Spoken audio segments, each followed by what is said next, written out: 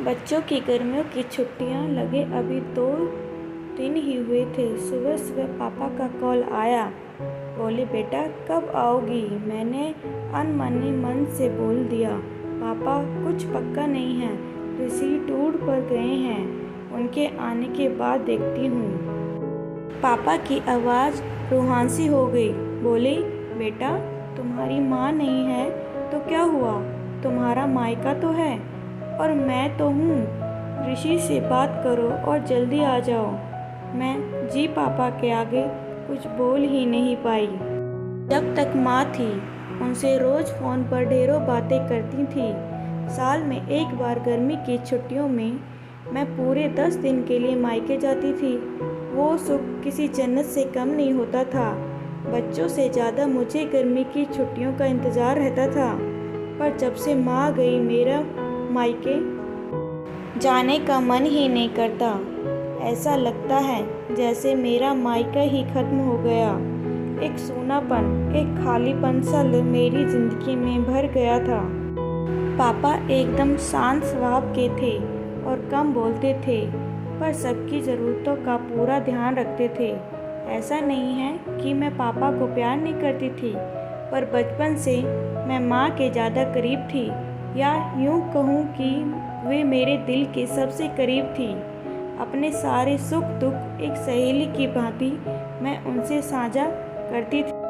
आज सुबह सुबह पापा का कॉल आया तो उन्हें मना नहीं कर पाई।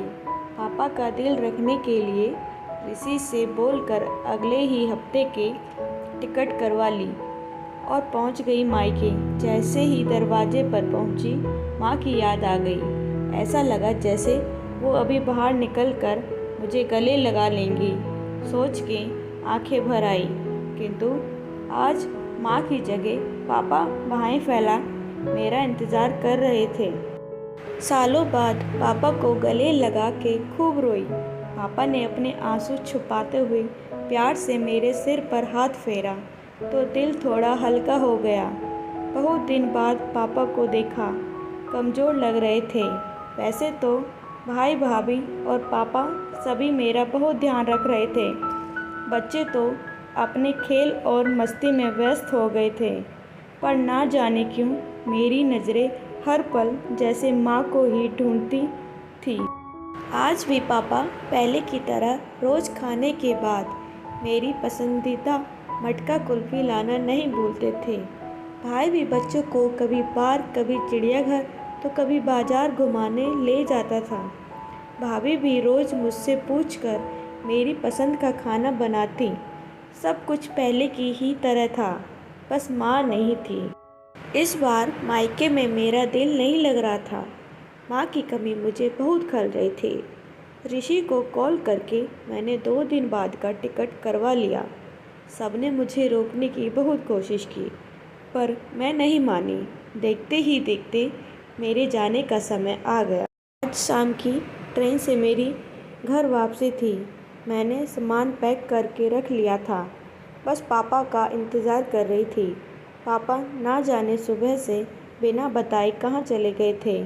उनका मोबाइल भी नहीं लग रहा था। मन घबरा रहा था, बिना बताए आखिर गए कहाँ। इधर मेरी ट्रेन का समय भी होता जा रहा था। समझ नहीं आ रहा था कि क्या करूं। तभी पापा का कॉल आया।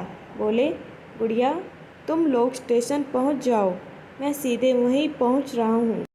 हम लोग स्टेशन पहुंच गए। ट्रेन सही समय पर थी। पापा स्टेशन पर हमारा इंतज़ार कर रहे थे। उनके हाथ में एक बॉक्स था। उन्होंने मुझे देते हुए गले लगाया और बोले, इसे ही लेने गया था, इसलिए देर हो गई, संभाल कर रखो। मैंने आश्चर्यचकित होते हुए पूछा, इसमें क्या है पापा? पापा की आंखें भर आई। अपने आंसू पोंछते हुए बोले, तुम्हारी माँ का प्यार। कुछ समझती तभी ट्रेन आ गई। हमें ट्रेन में बिठा के पापा और भाई ने विदा कर दिया। मेरी नज़रों से ओझल होने तक पापा वहीं खड़े हाथ हिलाते रहे। मैं भी एकटक ना जाने कब तक बाहर खिड़की से उन लोगों को निहारती रही। तभी बेटे ने आवाज़ दी, और मेरे हाथों में एक चिट्ठी थमाते हुए कहा, मम्मी, नाना जी ने ये आपके लिए दिया है। मैंने तुरंत चिट्ठी खोली। मेरी प्यारी गुड़िया रानी, सदा खुश रहो। जब तक तुम्हारी माँ थी, तुम्हारी हर छोटी बड़ी बात का ख्याल वही रखती थी। मैं जानता हूँ कि मैं तुम्हारी माँ की जगह तो नहीं ले सकता, पर उनकी कमी की पूर्ति करने की कोशिश तो कर ही सकता हूँ। आज तुम्हारी माँ होती तो हमेशा की तरह अपने हाथों से तुम्हारे लिए बड़ी पापड़ अचार बना के साथ भेजती। माँ के हाथ का तो नहीं, पर उसके स्वाद जैसा सब सामान एक दुकानदार से बनवाने की कोशिश की है। उम्मीद है तुम्हें पसंद आएगा। और हाँ बेटा, माँ नहीं है तो क्या हुआ, तुम्हारा मायका और हम तो हैं। पहले की ही तरह तुम्हारा इंतज़ार रहेगा, ढेर सारे प्यार और आशीर्वाद के साथ। तुम्हारे पापा। पत्र पढ़ते पढ़ते मेरी आंखों से अश्रुधारा बहने लगी। सहसा मेरे मुंह से निकला, आई लव यू पापा। बात छोटी सी थी, पर उसमें अथाह प्यार समाहित था। ये सिर्फ मैं ही महसूस कर सकती थी।